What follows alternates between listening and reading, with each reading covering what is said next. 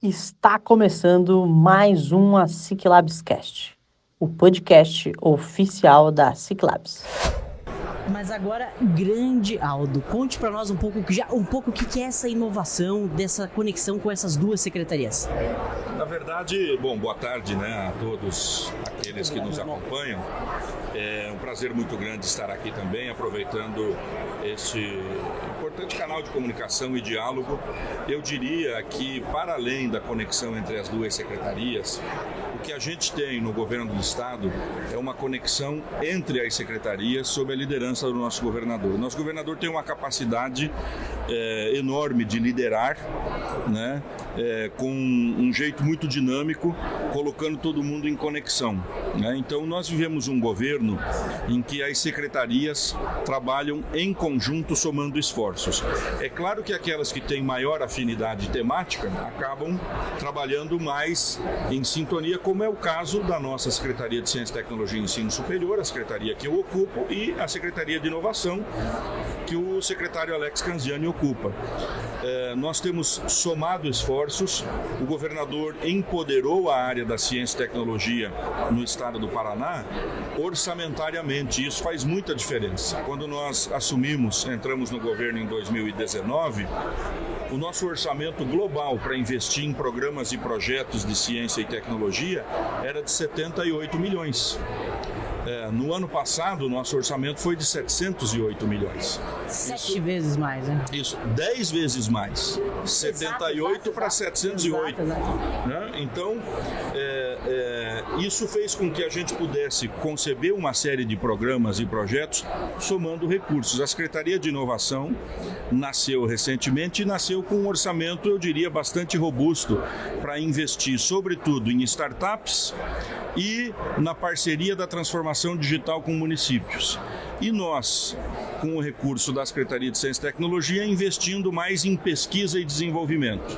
Então, a gente soma naquilo que dá. O Alex falava, e eu já encerro essa parte da sua questão, do esforço que nós fizemos em conjunto, envolvendo o BRDE, envolvendo a FINEP, envolvendo a SET, a minha secretaria e a secretaria que o Alex ocupa, e envolvendo a UniOeste, neste edital do Inovação Genômica no Agro. É uma chamada pública para inovação aberta.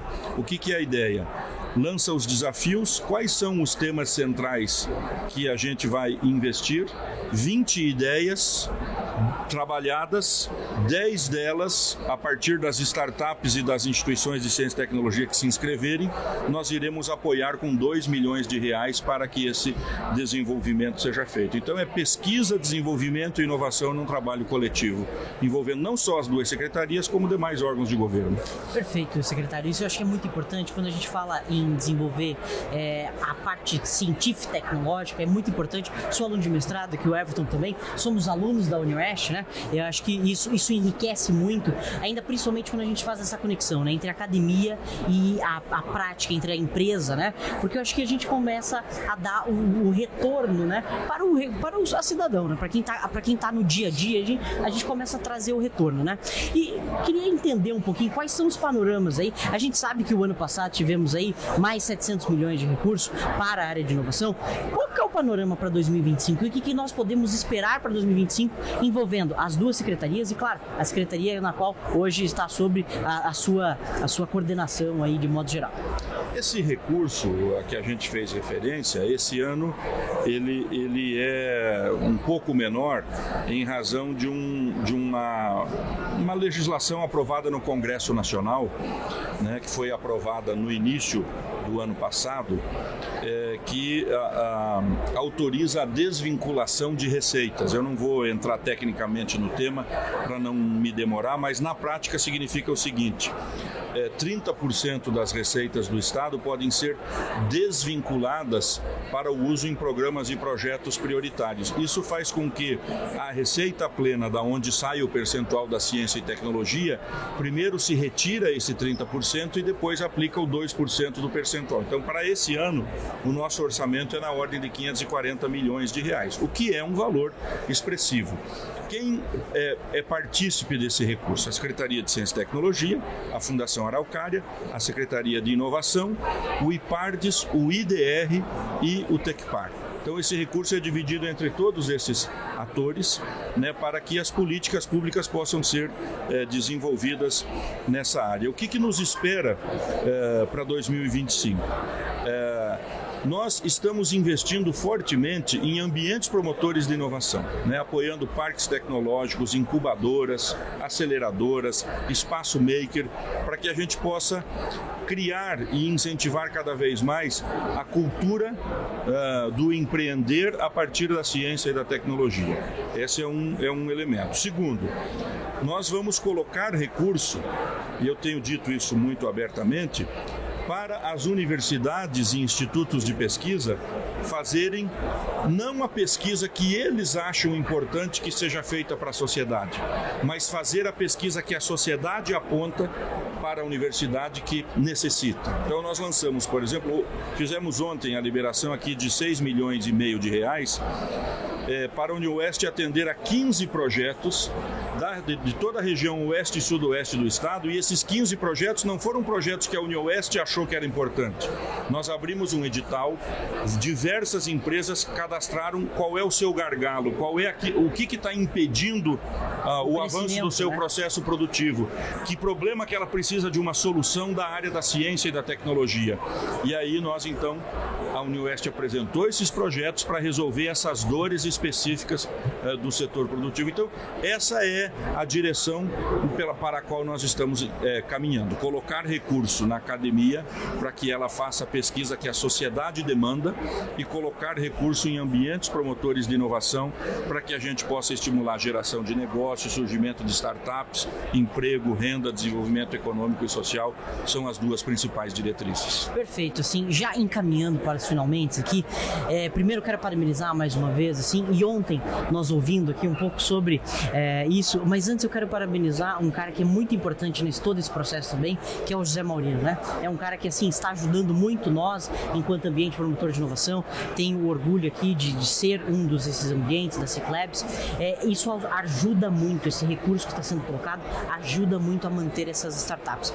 Mas o que eu quero, assim, enfatizar, e aqui que o senhor conte um pouco, que fiquei sabendo que vai ter um movimento para 399 municípios para criar espaços makers e fomentar isso muito mais, né? Eu queria que você contasse pro pessoal aí como que vai ser, porque quando a gente fala de 399 municípios receberem isso, assim, acho que é um movimento fantástico para o estado do Paraná, né? Vai nos colocar aí como muito perto aí do primeiro colocado aí como o estado mais inovador. Na verdade, assim, o Paraná cresceu nos últimos 10 anos, foi o estado que mais cresceu em inovação. Nós saímos da 6ª posição para a 3ª posição, mas assim, qualitativamente e quantitativamente nós crescemos mais do que São Paulo e do que Santa Catarina, que são primeiro e segundo. Esse movimento a que você se referia, nós fizemos edital de credenciamento. Então, aqueles ambientes promotores de inovação, espaço maker, que se credenciaram conosco, nós vamos lançar agora um edital de fomento. Né? Esse edital de fomento, o objetivo é justamente dar um enxoval básico para que todos esses ambientes possam ampliar a sua capacidade de atender as demandas e os interesses e as potencialidades, né, daquilo que esses ambientes representam. Então, é um movimento sempre de chamamento público, né? Estimulado pelo nosso CEPARTEC, que é o Sistema Estadual de Parques Tecnológicos e Ambientes Promotores de Inovação, que tem a liderança do Maurino, que você muito bem fez referência, e que é vinculado à Secretaria de Estado da Ciência e Tecnologia e Ensino Superior. Além, obviamente, da Secretaria de Inovação e Secretaria de Fazenda, nesse caso. Essa é a direção que nós queremos, fazer com que os bons exemplos de determinadas regiões inspirem para que esse movimento continue pulsando em todos os municípios e em todas as regiões do estado do Paraná, porque é um movimento que gera desenvolvimento. Muito bem, muito bem. Everton, muito obrigado pela tua participação aqui conosco. Grande secretário, muito obrigado. Sempre trazendo boas notícias, boas informações aqui para nós, aqui, nos atualizando sobre o futuro do Paraná, né? Eu acho que isso é muito importante quando a gente ainda mais conecta aí com todo o sistema de ensino, né? Secretário Aldo, muito obrigado por estar aqui conosco. O que precisar aqui do nosso lado, enquanto as CLEBs, enquanto ambiente promotor de inovação, pode contar conosco, que a gente está sempre à disposição para ajudar o que for preciso o governo do estado, para sempre fortalecer ainda mais. Secretário, a SIC-Labs é um grande ativo para todos nós. Eu que agradeço, parabenizo pelo trabalho realizado e pela oportunidade aqui, agradeço pela oportunidade de comunicar um pouco do que estamos fazendo. Um forte abraço a todos.